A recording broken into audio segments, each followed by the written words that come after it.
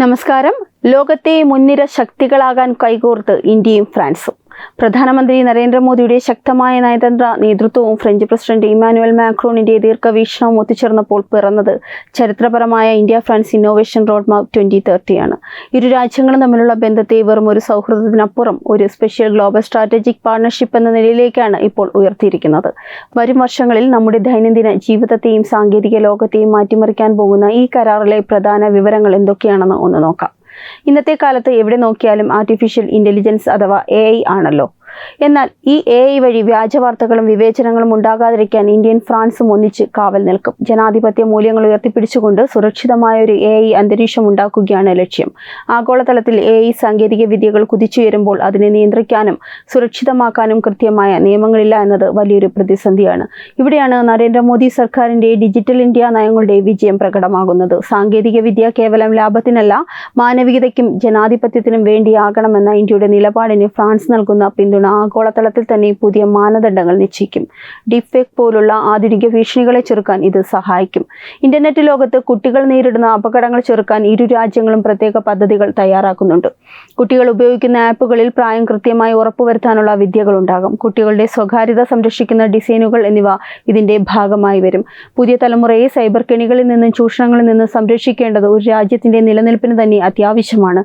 ഭാരത സർക്കാരിന്റെ കണിശമായ സൈബർ സുരക്ഷാ നയങ്ങളും ഫ്രാൻസിന്റെ സാങ്കേതിക മികവും ഒത്തുചേരുമ്പോൾ കുട്ടികൾക്കായി കൂടുതൽ സുരക്ഷിതമായ ഒരു ഡിജിറ്റൽ യോഗം കെട്ടിപ്പടുക്കാൻ സാധിക്കും. ഇത് ഓരോ കുടുംബത്തിനും നൽകുന്ന ആശ്വാസം ചെറുതല്ല. ഇന്ത്യയുടെ സ്വന്തം ഡെബ അല്ലെങ്കിൽ ഡേറ്റ എംപവർമെന്റ് ആൻഡ് പ്രൊട്ടക്ഷൻ ആർക്കിടെക്ചറും ഫ്രാൻസിന്റെ ഹെൽത്ത് ഡാറ്റ പ്ലാറ്റ്ഫോമുകളും ഒന്നിച്ചു ചേരുന്നതോടെ ആളുകളുടെ വ്യക്തിവിവരങ്ങൾ ഒട്ടും ചോർന്നു പോകാതെ ആരോഗ്യ ഗവേഷണ രംഗങ്ങളിൽ സംരക്ഷിതമായ ഡേറ്റ പങ്കുവയ്ക്കാൻ സാധിക്കും. ഡിജിറ്റൽ യുഗത്തിൽ ഡേറ്റ പരമാധികാരം എന്നത് വളരെയധികം പ്രധാനമാണ്. മോദി സർക്കാർ വികസിപ്പിച്ചെടുത്ത ഡെബ മാതൃക ലോകത്തിന് തന്നെ മാതൃകയാണ്. രോഗനിർണയ രംഗത്തും പുതിയ മരുന്നുകളുടെ ഗവേഷണത്തിലും വലിയ വിപ്ലവം സൃഷ്ടിക്കാൻ ഈ സുരക്ഷിത ഡാറ്റ പങ്കുവയ്ക്കലിലൂടെ സാധിക്കും. വ്യക്തികളുടെ സ്വകാര്യതയ്ക്ക് ഒരു കോട്ടവും തട്ടാതെ തന്നെ ശാസ്ത്രരംഗത്ത് കുതിച്ചുചാട്ടം നടത്താമെന്നത് വിപ്ലവകരമായ കാര്യമാണ്. 2030 30,000 ഇന്ത്യൻ വിദ്യാർത്ഥികളെ സ്വീകരിക്കാനാണ് ഫ്രാൻസ് ലക്ഷ്യമിടുന്നത്. ഇന്ത്യയിലെയും ഫ്രാൻസിലെയും ഡിഗ്രികളും സർട്ടിഫിക്കറ്റുകളും പരസ്പരം അംഗീകരിക്കുന്നതിനുള്ള നിയമങ്ങൾ കൂടുതൽ എളുപ്പമാക്കും. അതുകൊണ്ട് തന്നെ ജോലി സാധ്യതകളും ഇരട്ടിയാകും.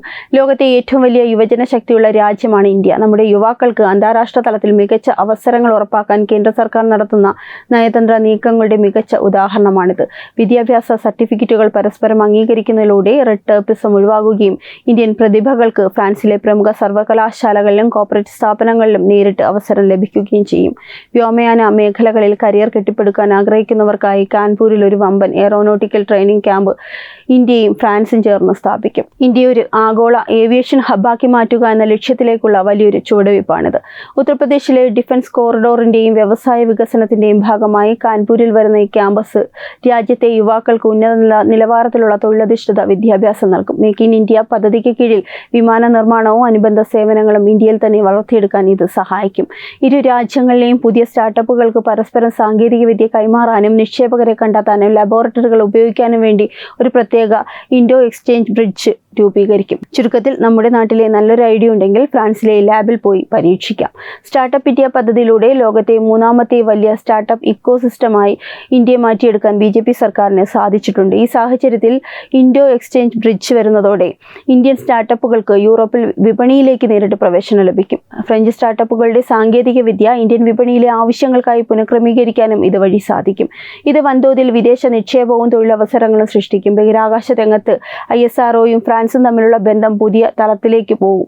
ലോ എർത്ത് ഓർബിറ്റിൽ ഇന്ത്യ നിർമ്മിക്കാൻ പോകുന്ന ഭാവി ബഹിരാകാശ നിലയത്തിന്റെ നിർമ്മാണത്തിലും ഫ്രഞ്ച് സാങ്കേതിക വിദ്യയുടെ സഹകരണം ഉണ്ടാകും.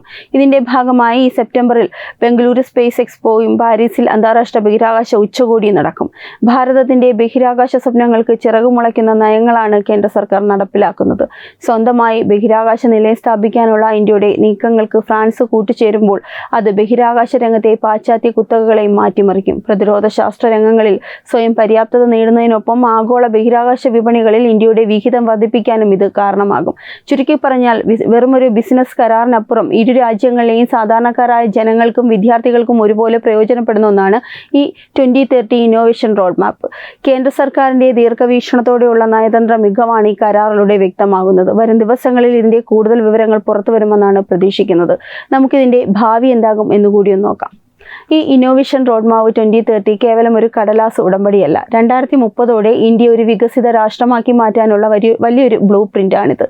അമേരിക്കൻ അല്ലെങ്കിൽ ചൈനീസ് ഡിജിറ്റൽ കുത്തകകൾക്ക് ബദലായി ജനാധിപത്യ മൂല്യങ്ങളിലൂതിയ ഒരു പുതിയ ഡിജിറ്റൽ സഖ്യം കെട്ടിപ്പടുക്കാൻ ഇന്ത്യക്കും ഫ്രാൻസിനും സാധിക്കും. വ്യോമയാനം, AI സ്റ്റാർട്ടപ്പുകൾ എന്നിവകളിലൂടെ ലക്ഷക്കണക്കിന് ഉയർന്ന ശമ്പളമുള്ള തൊഴിലവസരങ്ങളാണ് ഇന്ത്യയിലെ യുവാക്കൾക്കായി തുറക്കപ്പെടുന്നത്. പ്രതിരോധ മേഖലയ്ക്ക് പുറമേ സാങ്കേതിക ശാസ്ത്രീയ മേഖലകളിലും നേട്ടങ്ങളുണ്ടാകും. യൂറോപ്പിലെ ഏറ്റവും ശക്തമായ രാജ്യങ്ങളിലൊന്നായ ഫ്രാൻസുമായി കൈകോർക്കുന്നതോടെ ആഗോളതലത്തിൽ ഭാരതത്തിന്റെ മാറ്റ് ഒന്നുകൂടി വർദ്ധിക്കുകയാണ് ചെയ്യുന്നത്. നരേന്ദ്രമോദി സർക്കാരിന്റെ ശക്തമായ വിദേശ നയത്തിന്റെ തിളക്കമാണ് ഈ കരാറിലൂടെ ലോകം കാണുന്നത്. ഈ ചരിത്രപരമായ പങ്കാളിത്തത്തെ നാം കേവലം രണ്ട് രാജ്യങ്ങൾ തമ്മിലുള്ള സാങ്കേതിക കൈമാറ്റമായി മാത്രമല്ല കാണേണ്ടത്.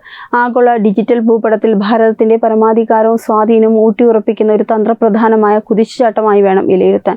വൻകിട പാശ്ചാത്യ ശക്തികളുടെയോ ചൈനീസ് ഡിജിറ്റൽ കുത്തകകളുടെയോ വിപണി താൽപര്യങ്ങൾക്ക് മുമ്പിൽ നമ്മുടെ ആഭ്യന്തര വിവരങ്ങളും ജനങ്ങളുടെ സ്വകാര്യതയും പണയപ്പെടുത്താൻ മോദി സർക്കാർ തയ്യാറല്ല എന്നതിന്റെ വ്യക്തമായ തെളിവ് കൂടിയാണ് ഈ റോഡ് മാപ്പ്.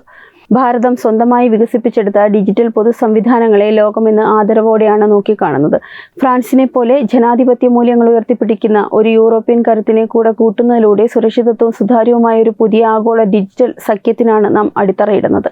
ഇവിടെ ഏറ്റവും ശ്രദ്ധേയമായ കാര്യം ഈ കരാർ വൻകിട കോർപ്പറേറ്റുകൾക്ക് മാത്രം ലാഭമുണ്ടാക്കുന്ന ഒന്നല്ല എന്നുള്ളതാണ്. താഴെത്തട്ടിലുള്ള വിദ്യാർത്ഥികൾ, സ്റ്റാർട്ടപ്പ് സംരംഭകർ, സാധാരണക്കാരായ ഇന്റർനെറ്റ് ഉപഭോക്താക്കൾ എന്നിവരിലേക്ക് നേരിട്ട് ഇതിന്റെ ഗുണഫലങ്ങൾ എത്തിക്കാൻ കേന്ദ്ര സർക്കാർ പ്രത്യേക ശ്രദ്ധ പുലർത്തിയിട്ടുണ്ട്. ആർട്ടിഫിഷ്യൽ ഇന്റലിജൻസിന്റെ അതിപ്രസരമുള്ള ഈ കാലഘട്ടത്തിൽ സൈബർ ലോകത്തെ ഭീഷണികളിൽ നിന്നും വ്യാജവാർത്തകളിൽ നിന്നും നമ്മുടെ വരും തലമുറകളെ സംരക്ഷിക്കാൻ ഇത്തരമൊരു കണിശമായ അന്താരാഷ്ട്ര ചട്ടക്കൂട് അനിവാര്യമായിരുന്നു.